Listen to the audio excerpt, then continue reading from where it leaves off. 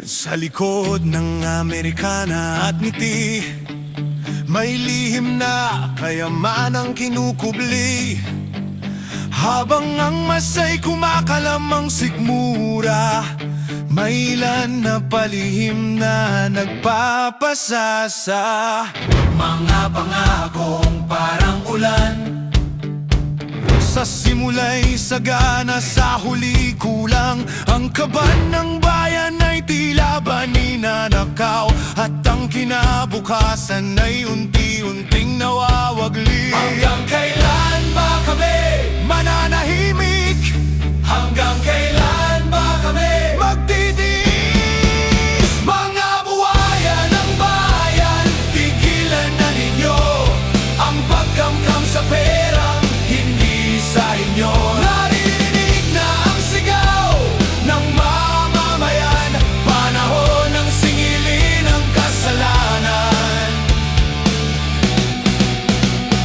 May eskwelahang kulang ang upuan, may ospital na walang gamutan, ngunit sa balita'y may bagong mansyon. Sa bulsa ng ilan napunta ang pondo.